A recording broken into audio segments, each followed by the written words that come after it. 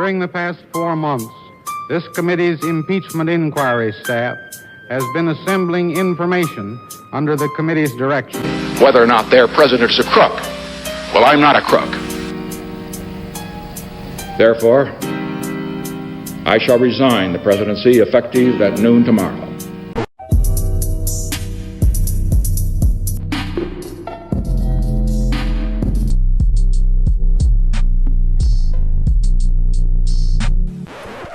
Well, when the president does it, that means that it is not illegal. By definition. Exactly. Well, I've also quit beating my wife. Of course, the crime of perjury is a serious crime. And of course, the crime of obstruction of justice is a serious crime and would be an impeachable offense. And the nations you will dispossess listen to those who practice sorcery or divination. But as for you, the Lord, your God, has not permitted you to do so.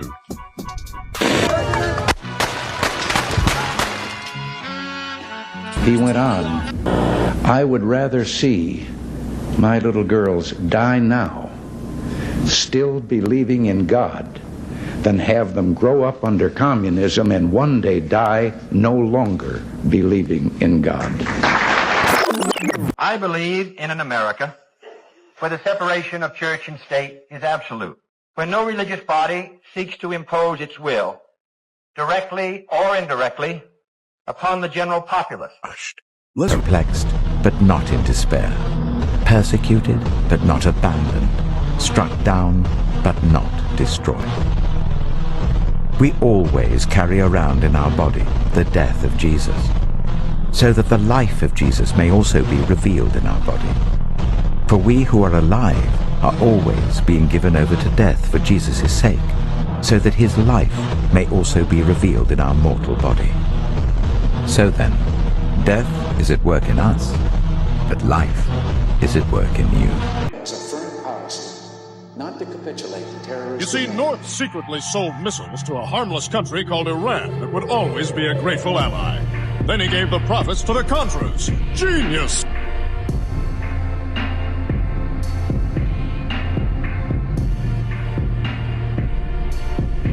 In spite of the wildly speculative and false stories about arms for hostages and alleged ransom payments, we did not trade weapons or anything else for hostages, nor will we. I did not trade arms for hostages. My heart and my best intentions still tell me that's true, but the facts and the evidence tell me it.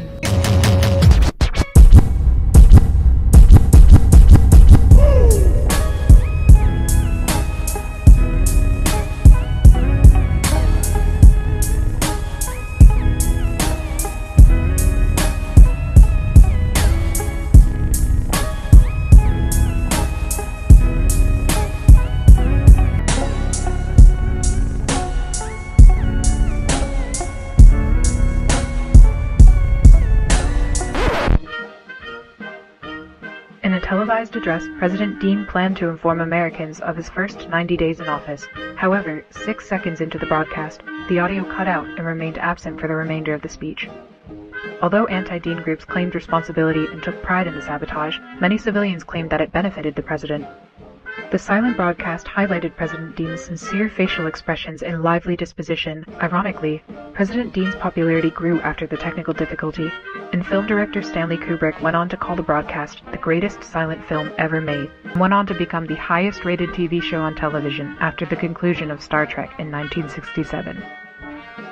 We have before us the opportunity to forge for ourselves and for future generations a new world order. What is at stake is more than one small country. It is a big idea, a new world order. I did not have sexual relations with that woman. World order. But do not use your freedom to indulge the flesh. Rather, serve one another humbly in love. For the entire law is fulfilled in keeping this one command: love your neighbor as yourself. If you bite and devour each other, Watch out, or you will be destroyed by each other. And the oppressed people of Afghanistan will know the generosity of America and our allies. As we strike military targets, we will also drop food, medicine, and supplies to the starving and suffering men and women and children of Afghanistan. The United States of America is a friend to the Afghan people. I take the fact that he develops weapons of mass destruction very seriously.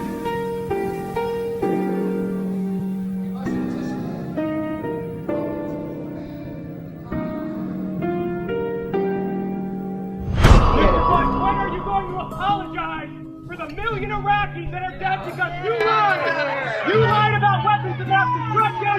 You lied about connections to 9/11! You lied about Iraq being a threat! You sent me to Iraq! You sent me to Iraq in 2003! My friends are dead! Joshua Castile! You killed people! You lied! You lied about WMD! A million Iraqis are dead because you lied! My friends are dead because you lied!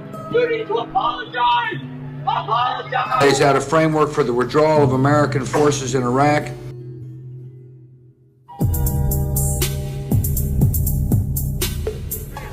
It's murder, niggas beefing. Niggas slanging 99 purple. Ease my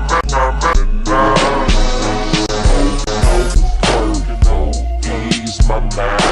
This that shit be got a bag for cheap, nigga. Eyes barely open and I'm glued up that seat.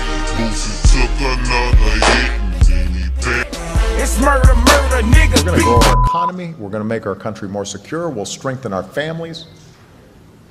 And most importantly, we will live up. Most importantly, we will live up. Most importantly, we will live up to our character as a nation. I think history will judge the original decision to go into Iraq. To build a wall, and it has to be built quickly, of Muslims entering the United States. The next time when somebody tells you the government wouldn't do that, oh yes they would.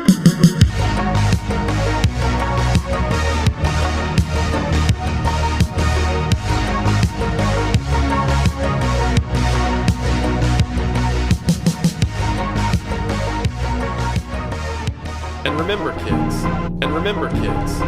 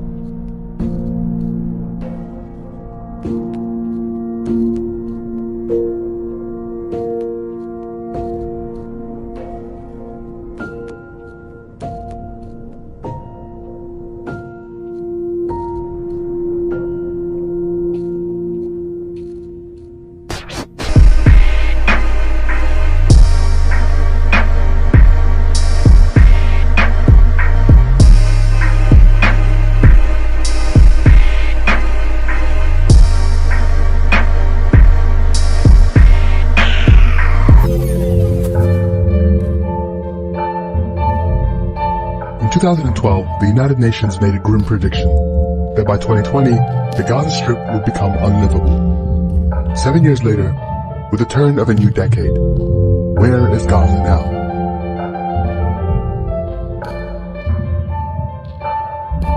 There are 2 million Palestinians living in Gaza.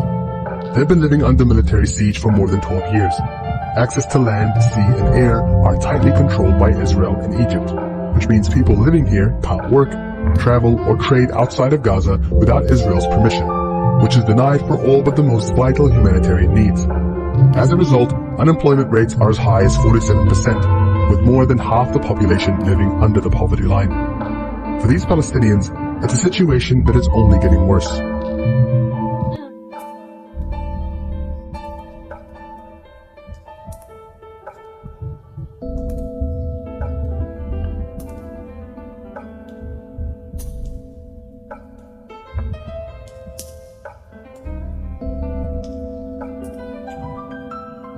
wish the incoming administration success. I have no doubt that America is in a position to continue to succeed.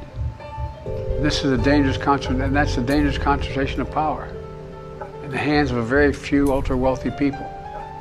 And the dangerous consequences if their abuse of power is left unchecked.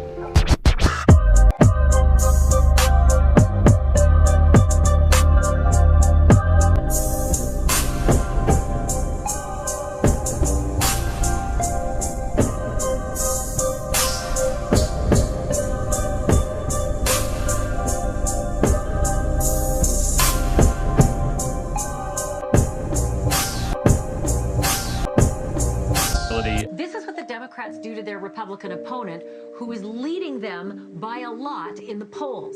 This is AI, and it is very dangerous for our country. Also, I was never on Epstein's plane or at his stupid island. Strong laws ought to be developed against AI. It will be a big and very dangerous problem in the future, end quote. There is plenty of hard evidence that he rode on Epstein's plane, and not just one time, 7 times, at least 7 times. And we know that because his name appears in flight logs that are submitted to the FAA. Here's what they reveal. Trump flew 4 times in 1993. He flew once in 1994 and again in 1995. Those are in addition to a flight that was previously reported and documented in 1997. Logs show Epstein was on board the plane with Trump as well, each of those times. The 1994 flight is notable because Trump's then-wife Marla Maples is also listed on the flight log.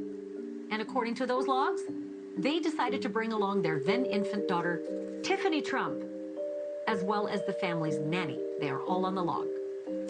On the flight in 1995, the logs say that Trump also brought along his then 12-year-old son, Eric Trump.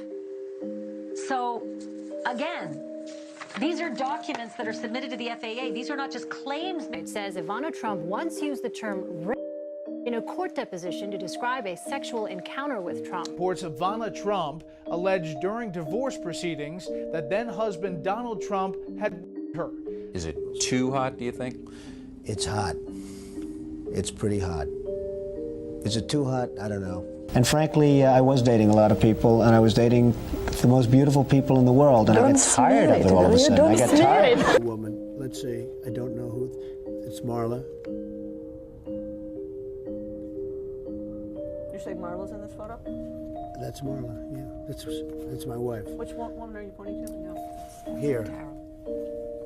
Oh, the person you just pointed to was E. Jean Carroll. Who is that? She was so unambiguous about the sexual abuse, and that plus the corroborating evidence that Ron pointed to, not only the fact that she called Lisa Birnbach from the sidewalk outside Bergdorf's, talked to Carol Martin 2 days later, but the testimony of Jessica Leeds and Natasha Stoyanov, whose own experiences with Donald Trump not only echoed E. Jean Carroll's, but were basically a come-to-life version of the Donald Trump playbook as enunciated in the Access Hollywood tape.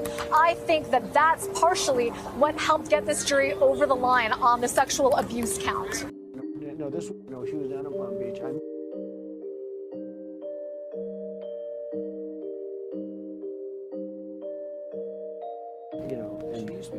She's still very beautiful. I moved on her, actually. And when you're a star, they let you do it. You can do anything. Whatever you want. Grab them by the... She was married.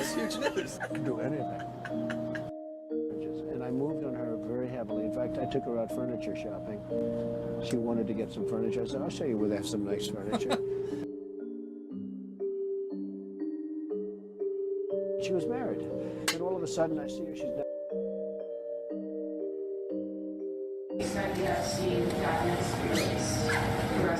Which documents? The Epstein files. I don't know. I'll speak to the Attorney General about that. I really don't know. Would you declassify the Epstein files? Yeah, I would. All right. I guess I would. I think that less so because, you don't know. I don't know. I haven't really been following it too much. I just wish her well, frankly. I've met her numerous times over the years, especially since I lived in Palm Beach, and I guess they lived in Palm Beach. But I wish her well, whatever it is. I don't know the situation with Prince Andrew. Just don't know. At 1 John chapter 2, beginning at verse 18. John writes these words, "Little children, it is the last hour." Notice the time frame reference that is used here by John. "Little children, it is the last hour, and as you have heard that the Antichrist is coming, even now many Antichrists have come, by which we know that it is the last hour. They went out from us, but they were not of us.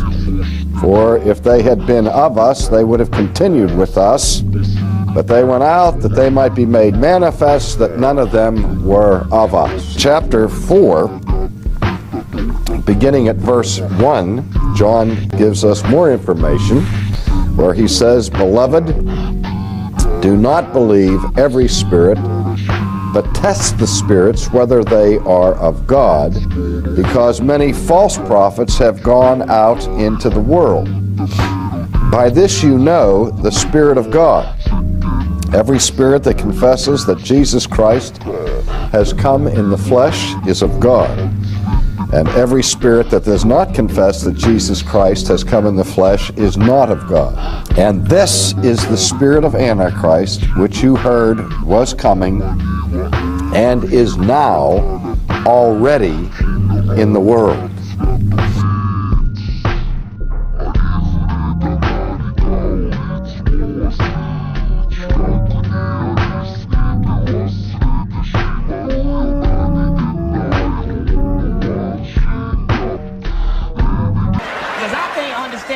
Can't find a motherfucker 6'6" with a nappy beard and a towel on his head, but they can find my cousin 4'11" in Compton. You know what I mean? The motherfucker worth $500 million. Look for the cave with the satellite hookup.